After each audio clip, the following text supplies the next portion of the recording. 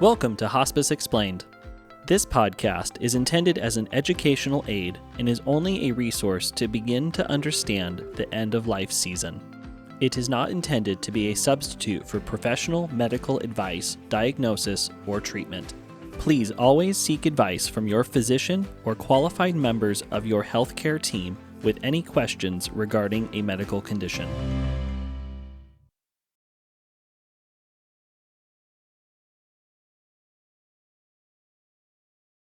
Hello and welcome to Hospice Explained. This is episode number 130. I'm your host, Marie Betcher, RN. This is just a replay of episode number 50, where I interviewed Alison Potter, RN, from Give a Mile. I hope you enjoy.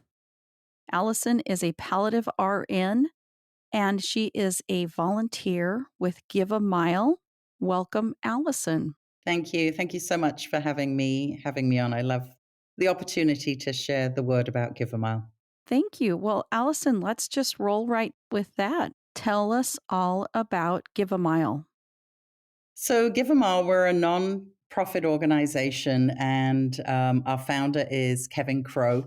And he had a really good friend, best friend, Ryan Westerman. Ryan died April 4th, 2010, 37 years old with a brain tumor.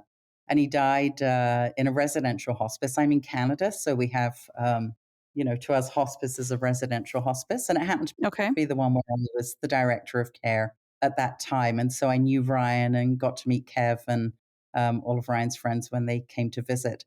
And then 3 years after that, Kevin was looking for a way to really honor Ryan's life, to have a legacy for him. And so the idea for Give a Mile started. Kevin discovered that billions of flight loyalty points just are wasted every year. They expire. Right. And for him, when Ryan was dying and friends and community, as they do, were saying, what can we do? Can we take him to a football game? Can we bring him this? Can we bring him that? Ryan said to Kev, I have everything I need. I have the people I love at my bedside, and I've been able to have the conversations that matter. And so that was what Kevin wanted to do, because he recognized that Ryan was able to have that. People were able to fly from wherever to be at Ryan's bedside. But he realized that there are many people who do not have the funds to be able to just fly when someone is dying, to spend time with them. And so that's the premise of Give a Mile. We provide free flights for people to fly to the bedside of someone who is receiving end-of-life care. We can also repatriate a patient. So we've had patients who want to go back to their home, province, state, country of origin for their end-of-life care. Okay. And say somebody's not sort of at the sort of dying, very end of life, but maybe wishes to go home for Christmas, for a final Christmas to their home community, or in the summer to go to the cabin, one last time, and it's in a different province or state. So that's in a nutshell what we do at Give a Mile, and we do it by crowdfunding flight loyalty points, obviously, as any good nonprofit does. We also do some fundraising for cash, because we do pay the flight taxes and fees. Oh, okay. And we do have some administrative costs, but we are 95% volunteer driven. So, we have a huge amount of people who volunteer for Give a Mile. We have a US board and a Canadian board. We just kind of branched out to the States, shortly kind of before COVID hit. But things are really ramping up exponentially. Since we started, we've given away 964 flights. It is our goal to make that 1,000, which I don't think we'll have any problems with this year in our 10th anniversary, because we're just growing exponentially. So that's sort of where it is. And end-of-life care can be anywhere: residential hospice, home, hospital, long-term care center, in an ICU where the outcome is uncertain, where someone is not expected to survive, in NICU if there's a baby, and we maybe want to fly the grandparents in to meet their grandchild and support the parents when we know that the baby is not, unfortunately going to live very long. So that's what we do. That is awesome. That makes a lot of sense. I like to save my miles and fly to places with miles. So I really resonate with this. Absolutely. Yeah. And it's amazing how quickly they begin to expire. And we're partnered in the States with United Airlines and in Canada with Air Canada with Aeroplan miles. But outside of those two, people can also pledge other miles to us. And then if it's enough miles for us to fund a flight, then we just reach out when we have a flight that's going to work for that. Okay. People can also convert. There's other ways you can convert American Express points to to be able to donate. So, our website, giveamile.org, O-R-G, has all the information on our donate page. You just click the donate button and it gives you all the information about different ways that you can support us. We also do flight hero programs, which are kind of fun, where somebody kind of gets together with a group of friends, kind of, throws the gauntlet down, has a challenge and says, hey, let's get together so that we can raise, 25,000 miles, 50,000 miles. So, yeah, that's fun as well. And one of our volunteers stays with the person who becomes the flight hero in their team and just kind of walks them through the whole process. Awesome. The Chase Miles program transfer over to United Aeroplan. Airplane. That's a Canadian company. Yeah. Yeah. That's Air Canada.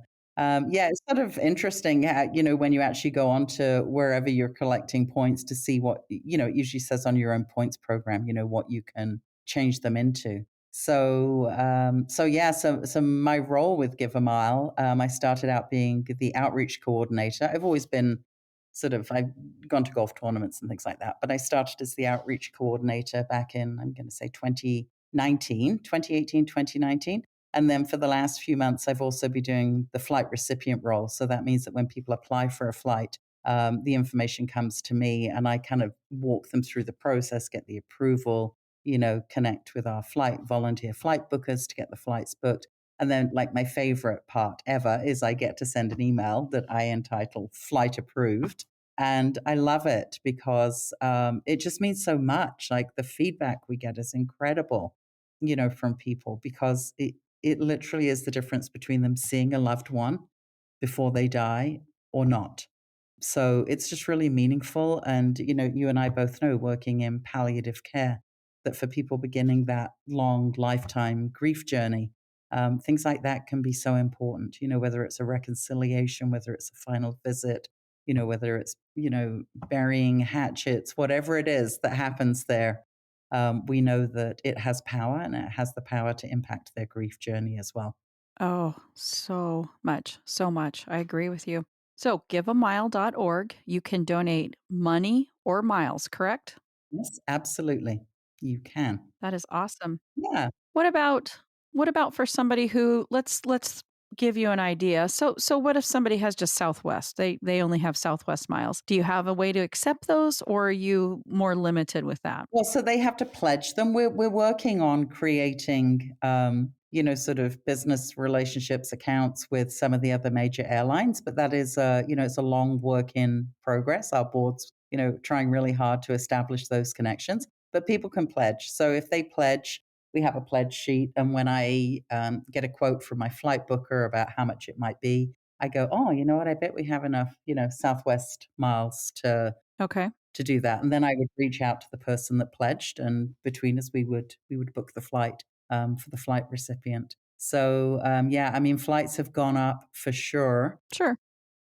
Looking back at some old flights, and we were getting them for sort of 25, 30,000, flight loyalty points. And now sometimes it's like, 100,000 flight loyalty points. So they get eaten up quickly. So as much as I love saying flight approved, I also love to know that people are donating to us as well so that we can continue to say yes.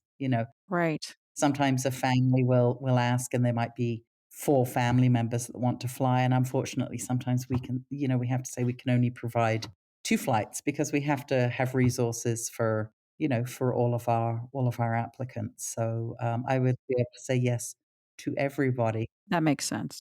So our flights either have to originate or arrive in Canada or America, but anywhere in the world. So we've had people travel either to or from 151 different countries, all the continents except one. we've done that with over 35 million miles that have been donated over the years. So it's just lovely. Can I share a couple of stories with you of flights Oh, please. that we've granted recently? My favorite one, and I just, like you can follow us on gosh, Kev sometimes on does little videos on TikTok, but we're on YouTube, we're on Facebook, we're on Instagram, LinkedIn, and there's a beautiful video of this last one with this gentleman called Patrick. I mean, I have such a sweet spot for Patrick.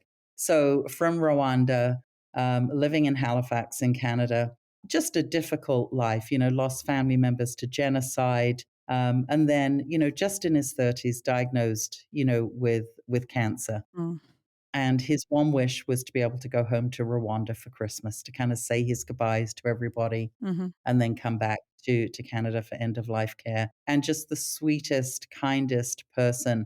And his smile in the video where he's saying, "Thank you, give a mile." It's beautiful. I don't know how many times I've watched this video because it warms my heart so much. And he did get home for Christmas. He went home for a month. And now he's back in Halifax, back under the care of his palliative team. Oh. And the other one that really resonated with me was a little 4-year-old girl called Lucy, who was undergoing treatment for cancer and it was supposedly a treatable cancer, but suddenly her condition worsened and she was put on home hospice care. And her family didn't have time to drive to get there. They felt her time was very limited.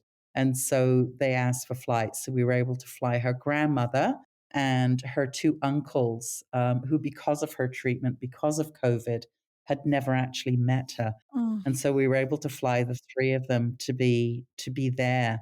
And Lucy's grandma said, Janet said, the thing that was beautiful was to see my three sons together and them supporting Lucy's dad. Just being able to be there for him. So not just being there for Lucy to meet Lucy, but to be able to be there to support Lucy's family as well, obviously going through the devastating loss of a young child. And it just, yeah, there's beautiful videos from Janet, and you can see these videos. We make what we call flight stories. okay. So if you go to our website, giveamile.org, our flight stories are up there. So you can click on them, and sometimes it's a story, sometimes it's a video. But yeah, our videos are on social media and they really warm your heart. And it lets you know when you're donating miles, this is literally what you are doing. You are providing this gift to people across North America to either go home for a visit or for their family to come and be with them. We've flown many people to and from the Philippines, like I say, 151 countries. So just some beautiful reunions and beautiful photos of those reunions and those families. Oh, I love those stories. Do you have one more? Do I have one more? One of them, there was a woman and her last wish was to be able to see her adult granddaughters one last time. And they lived in a different province. And she wasn't well enough to fly by herself. She couldn't afford the flight. So we flew her and her daughter to this province so that she could spend, just a weekend with them, Right. with her, her daughter, and then her two adult granddaughters, just to have that final visit, to make those final memories, to have those final hugs. And then she and her daughter, flew back again to their own province, where she's just, in end of life care. But it's just so powerful, to know that people are so generous to donate their miles and allow that to happen for people. That is amazing and awesome because as a nurse, I can tell you I've worked in pediatrics and I can just heartfelt with that Lucy story. Children can make a turn and go, Yeah. a little quicker than maybe some of the adult counterparts. So the fact that you're able to get people quickly someplace sometimes, I recognize that you probably obviously can't do it every time, but that is an amazing story. And then that you're thinking about taking people to the situation, like, Patrick to go home to Rwanda. Yeah. yeah, taking Patrick to Rwanda and then those are wonderful stories. I love those. Those are heartwarming. Yeah. They are. It's just, and I got to do that 26 times in January. I approved Wow. 26 flights. So, myself, and then, I just forward the information to the flight review team, and then I get to send that email. And we actually do have a quick turnaround if needed. So Nice. it's really easy to fly. You just go to the website, you click on the flights for families. It takes you to an application form. We do ask people to declare their income because obviously we're doing this for low income people. Right. And then that comes to me, and then I just send them an email asking them to complete our waiver. And then also, we just need confirmation from a healthcare professional. I don't need medical details. I just need someone to say, yes, this person is receiving end of life care. Or, yes, the family of our patient, for HIPAA, FOIP reasons, don't want to mention the patient by name. Right. This family has requested a flight, and we're just confirming that, yes, they're in, end of life care. So, I've, this hospice nurse, Julie, she has a great Instagram where she was literally in a patient's house and reached out to Kev, and Kev reached out to me, and we ended up being able to get that turned around really quickly for her patient's family member. And she just did this really excited video about Instagram post about Give a Mile that was just lovely. But yeah, we've certainly turned things around in a few hours. So if we need to. Wow. Wow. That is amazing. Hmm. Allison, is there a maximum? I mean, do you have to make, I mean, is there a number that, Yeah, we don't. The reason we don't disclose the actual amount is because we recognize that sometimes there are things that are happening in people's lives, sort of circumstantial things. okay. And so while we have a guideline, whether it's one family member, two family members, three family members, the income for the whole family, but we realize there can be extenuating circumstances for people. Okay. Sometimes if we get someone who wants to fly with young children, they maybe don't have childcare to leave the children behind with someone while they fly.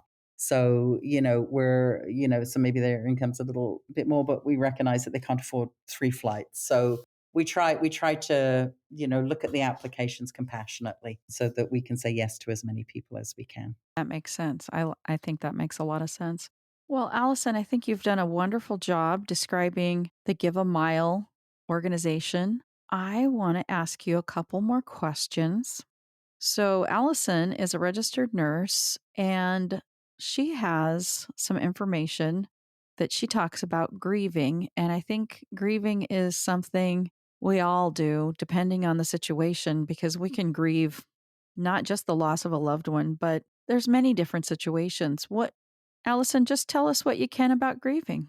Yeah, thank you. So, through my business that I've started in Calgary, Expected Outcome, I'm striving to support people through information about hospice and palliative care, to resources available in Calgary, and to support people through grief. So I run just a grief cafe where people can just drop in, have a cup of tea. I have, the China teacups. So we have lovely sort of tea and cookies.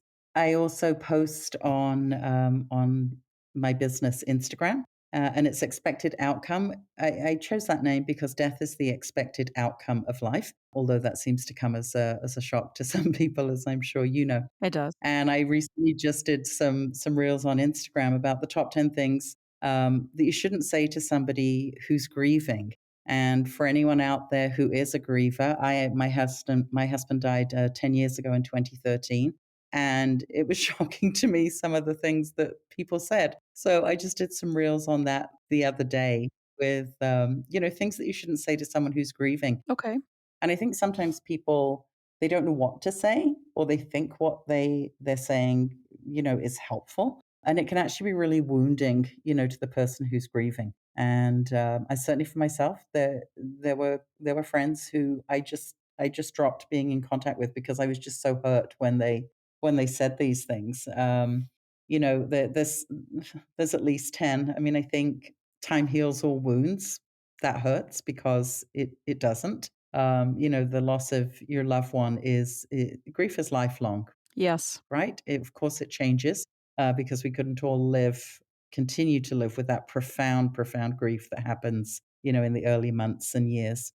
For people who've suffered, a perinatal loss or had a baby born still or suffered a miscarriage, when someone says, "Oh, you can have another baby," as if it's replaceable, as if that pregnancy or baby is replaceable. And I know that's very wounding. Mm, you know, um, at least they're not suffering now. I remember somebody said that to me, and I just looked at them and said, I would rather he was alive and suffering than dead and not suffering. And maybe that's selfish, but that's kind of how I feel right now. I think my number one that I dislike the most is I know how you feel, because nobody knows how you feel. Nobody knows, in the example of losing a partner, was it a good relationship, a bad relationship? It doesn't matter if it was a year or 50 years. Nobody knows the essence of your relationship with the person right. who died. So yeah, so I sort of I like I say, I did some reels on Instagram with that, and I talk about that in one of my seminars. Just the top 10 things you shouldn't say to somebody who's grieving. I love that because I think we all grieve differently. We all have our, like you just said, it's an individual situation. Mhm, We grieve differently for, like you said, a partner, child. Um, it's a unique situation. I know I grieved my mom one way. mhm, My dad died 17 years later. I grieved my dad differently. It's absolutely. Yeah. yeah. There was no good, bad, or Just grief is grief. That's what I always say to people. Grief is grief. yeah. Grief is grief.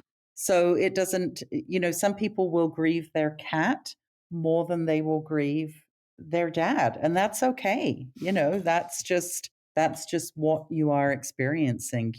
I mean, grief is the price of love, right? So, I mean, it's what your relationship is. I mean, even if I'm speaking to other women similar age to me, I'm 59. I'm just saying that because I'm 60 next week. So I'm just getting that in now. Even if I speak to other women similar to my age who have lost a husband, I would never say I know how you feel. I might say I was on, a journey where after my husband died. But that doesn't mean I know how they feel. You just need to be there and do the right things, say the right things, right? Yes. Talk about them by name. If somebody starts to cry, don't hand them a Kleenex. You're sending the message here, stop crying. Don't say, "Oh, I'm sorry I made you sad." Guess what? Grievers are already sad. So you're not making them sadder. You're giving them that opportunity to hear their loved one's name out loud again. To me, the greatest gifts were when people shared stories. Oh, I remember your husband when blah, blah, blah. And that meant so much, even if I cried through the whole story. So, and sometimes if you don't know what to say, then you don't have to say anything. Right. You can just say, I'm so sorry. I'm here. I'm here. Like I'm here right now, you know? My nephew echoed that. I said that a couple episodes ago that the loss of his daughter, he wanted people. He said, "Say her name, please." Yeah. Just like you said, it makes you happy. You might cry through the story, but it makes you happy to hear their name, Yeah. hear that funny story or Yeah. but you're right. Yeah. People need to use their names Absolutely. and, there's a lot of people we love and miss. Yeah, and it's all we have left, right? And I love it. We have 3 adult, children, and I love it when we all get the opportunity to get together and, along with my niece who is very much part of that tight-knit, and we just tell Kevin stories, right? And we laugh and, we watch home videos, and Right. it's the only way we can have him with us now, and so we want that. We want to share stories about him. Sure. Yeah, exactly. It's just remembering people, honoring them, right? Because they're always with us. Yes. So not talking about them doesn't make me feel better. Talking about them makes me feel better. To know that, they had purpose, they had meaning. And that was actually one of the reasons I started my business, because I realized Kevin was 53 when he died. And I realized that when he died, his professional legacy kind of died with him, that he was no longer available to mentor people and teach them. Mm, And I just, I thought, wow, I want to make sure in the twilight of my career that that's what I'm doing, that I'm sharing, everything that I've learned. I've been a nurse for 40 years, a palliative nurse for 25 years. I want to share, what I know about death and dying and grieving and support, before I die, that's powerful. because I just think it's rich, to be informed is just rich. and, takes away some of that anxiety for families when they go, oh, I'll share a quick story with you. I was hosting a seminar the other night Sure. with one of my speakers on deathbed phenomena. Fascinating thing. And at the end, the conversation sort of turned more general. And there was a participant here who I hadn't met before, and she was sharing a story about her husband who died in hospice, residential hospice, several years ago. And at the end of life, it had some disturbing sort of breathing and physical symptoms. And I was able to recognize right away that it was what we call, what I call brainy breathing, related to his brain tumor. Okay. And, when she left, she hugged me and she said, "That's the first time since he died that I've really felt some peace about what was happening as he died." At the time, she didn't think to ask the caregivers. I'm not sure why they didn't volunteer, but it was so easy to share that information. And we forget sometimes in the world of dying and death, because it's all we love to talk about, that there are many people who don't know some of the things. And that's why I'm just so thrilled, with your podcast. And Thank you. Allison, what about pets? Do you have any word for those who grieve for pets? yeah, you know what? It's a profound grief if your pet, and most people with their pets are very, very closely connected to their pets. So it is a profound loss. And I think if you don't have pets, it's really hard to perhaps understand that. Oh, are you going to get another dog? Are you going to get another cat? Your animals just sort of died, recently.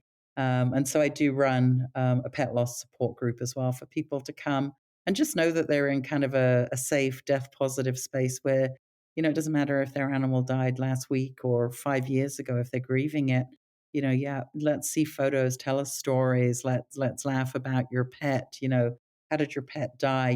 Can we support you through that? Was it traumatic? Were they hit by a car?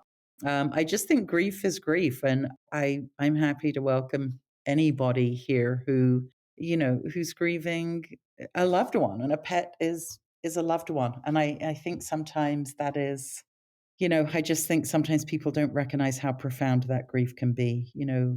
Sometimes they're people's only sort of companion in their home. The person that they talk to, the person that makes them feel safe. I guess animal, but to me they're like a person, right? So um, Oh, no. Animals can definitely make you feel safe. yeah, yeah. So I mean, that grief can be profound as well. So knowing that they can come and talk about their pets and be with other people who love pets and who are going to ooh and ah and want to hear the stories. And again, it's just that having that shared space, and sometimes people don't feel comfortable with that elsewhere. One of the things in Canada, medical assistance in dying is legal across Canada, and the criteria continues to change and expand. And so that's the other group that I've just recently started, which is a support group for people who've lost a loved one through medical assistance in dying. Because anecdotally, when they were going to sort of regular support groups, they were feeling a little bit ostracized. The fact that their loved one had chosen sort of when their life was going to end rather than waiting for the end of life to unfold naturally. So just, Right. That makes sense. There's probably not a lot of support in that area. yeah. So, really, if the need is there, I'm happy to support it. And I'm going to be doing some more seminars virtually so more people can join in, and same with support groups. Currently I just do my deathbed phenomena, usually has a virtual date, and that's a fascinating seminar. I love it every time. And Margot and I have both worked in the palliative world for a long time. So we have lots of actual anecdotes from the bedside that we've experienced ourselves or our colleagues have. So, yeah, I mean, I think one of the blessings of COVID was I think it made people more aware of, reaching out virtually for support, to find, the great podcast, to find, the great Instagram reels, to find, seminars and resources. It's sort of made us all It has. Zoom friendly. So there's some positives to that, which has been great. Well, Alison Potter, thank you so much for coming on and sharing about Give a Mile. You're also sharing about your Grief Cafe, your website. Is it a website? expected outcome? Yeah, I have a website and I'm on Instagram and Facebook and LinkedIn, all the good places.